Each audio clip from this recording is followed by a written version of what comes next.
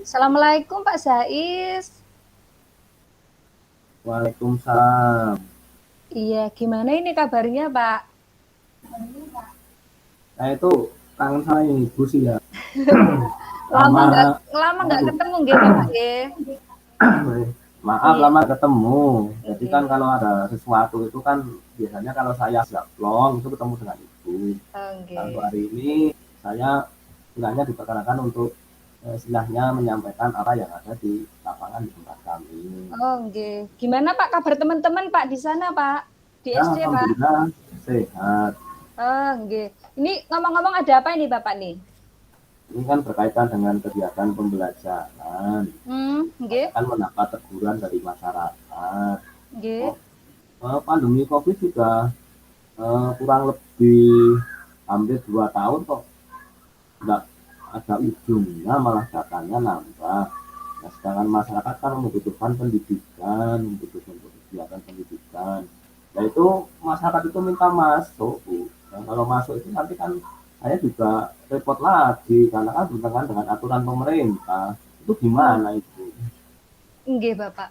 Eh, memang tujuannya kan supaya anak-anak juga tidak lost ini ya, lost learning nggih Bapak nggih. Artinya anak-anak jadi semakin apa ya namanya ya, tidak terarah seperti itu. Nggih. Lah tujuannya apa, Pak? Tujuannya saya itu kan biar pembelajaran tetap jalan, masyarakat nyaman, tidak kehilangan haknya. Nah itu kan bagaimana ya caranya? Itu kan saya bingung lagi di lapangan punya. Artinya kan kalau di pedesaan itu kan berbeda dengan di daerah perkotaan, jaringan Nggih. internetnya belum lancar, kemudian kebutuhan hari-hari dan didapat hari ini untuk besok pagi, nah itu masalah lagi. Sedangkan anak-anak sangat menginginkan, orang tua juga sangat menginginkan. Itu menurut lalu bagaimana ya Bu ya? Iya, Bapak.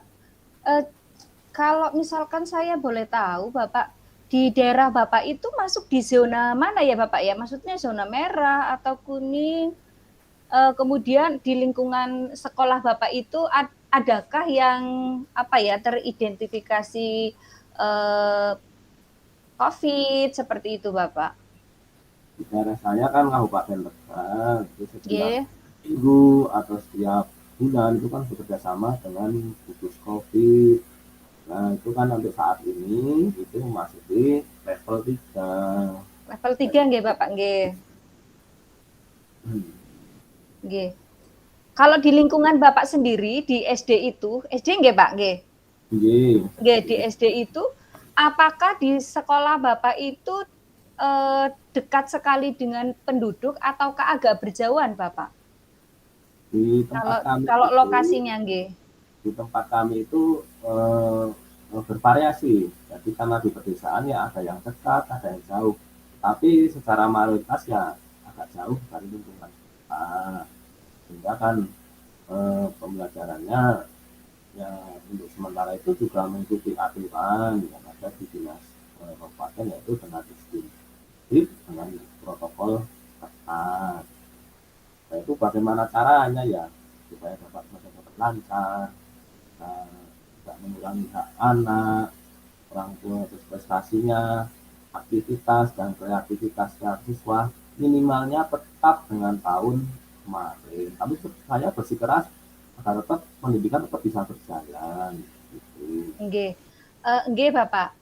Eh, apakah Bapak pernah mengadakan survei ke orang tua Bapak? Artinya data keinginan orang tua supaya siswanya masuk itu sudah pernah diadakan survei Bapak atau dilaksanakan survei Bapak? Sudah itu Oh, kami sudah. meminta izin dari komite dengan Oh, nggih. membuat surat pernyataan Nggih. untuk saya dukung kami di sekolahan. Tapi kadang anak-anak baru asik belajar senang-senangnya Nggih. dan peraturan muncul kembali tidak diperkenankan sama sekali. Nah, itu kan membuat kecewa anak-anak. Nah, Nggih, itu betul, betul. Kalau misalkan kalau boleh saya tahu, Bapak ada datanya kira-kira ada berapa persen Bapak keinginan orang tua untuk masuk, untuk maksudnya untuk siswanya masuk, Bapak? Kalau keinginan anak-anak itu ya hampir 100%, 90% inginnya masuk. Oh, itu Karena keinginannya tidak anak-anak nggih, Bapak nggih? keinginan anak sama orang tuanya. Oh, Di 90%. kampungnya itu kan jauh dari terkonfirmasi begitu. Tapi kan Nggih, dikhawatirkan dari pemerintah atau pihak desa itu kan ada misalnya pertukaran orang kan ke pasar atau ke tingkat kabupaten itu menjadi kendala-kendala sehingga antara masuk dan tidak itu anak-anak merasa takut, pada merasa takut. Nah, itu kan di hati pengen masuk tapi setelah sampai ke sekolahan juga merasa takut. Nah itu bagaimana? nggih. Iya, betul, Bapak. Eh, mohon maaf, ini kalau di sekolah berarti sudah ada satgasnya belum, Bapak? Maksudnya satgas di sekolah, kalau misalkan di sekolah Bapak itu memaksakan untuk masuk seperti itu.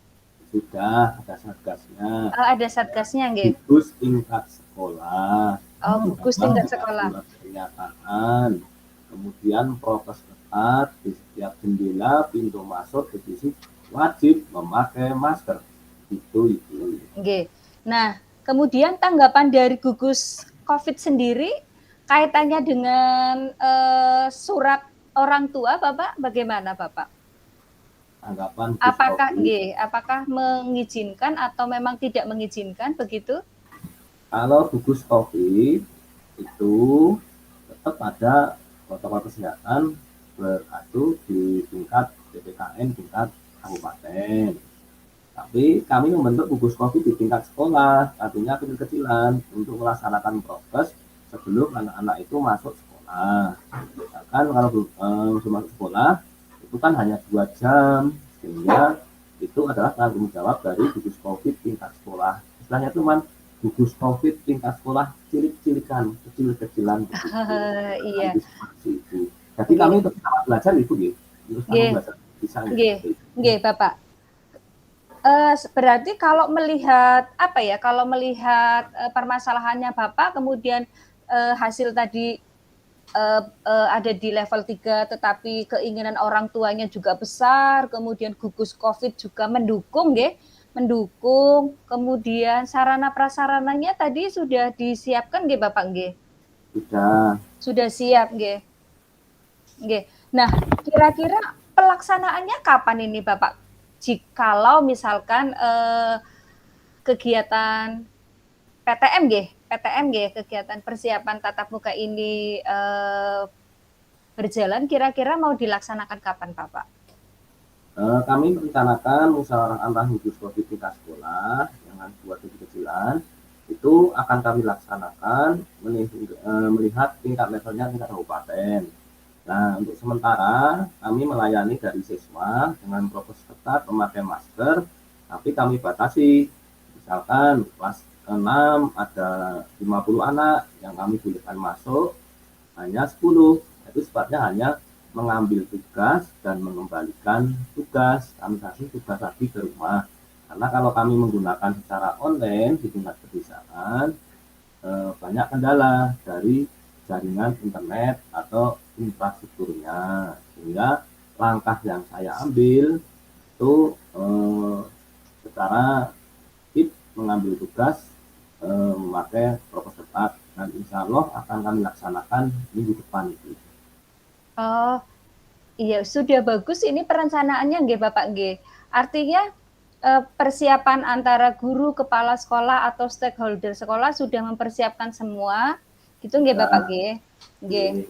Berarti apa yang menjadi masalah Bapak sebetulnya bisa terpecahkan nggih Bapak nggih? Alhamdulillah ketemu Ibu menjadi segar. Alhamdulillah, iya. Senang sekali Bapak bisa ya sedikit membantu karena memang kalau ada unek-unek tidak disampaikan kan ganjel terus nggih Bapak nggih. Nggih, matur nuwun Bapak untuk hari ini. Barangkali nanti kalau ada unek-unek lagi boleh nanti kita apa ya janjian nggih Bapak nggih, boleh ketemu langsung atau boleh menggunakan seperti ini. Ini Bapak matur nuwun, ada yang mau disampaikan lagi Bapak? Terima kasih Ibu sudah merasa lega.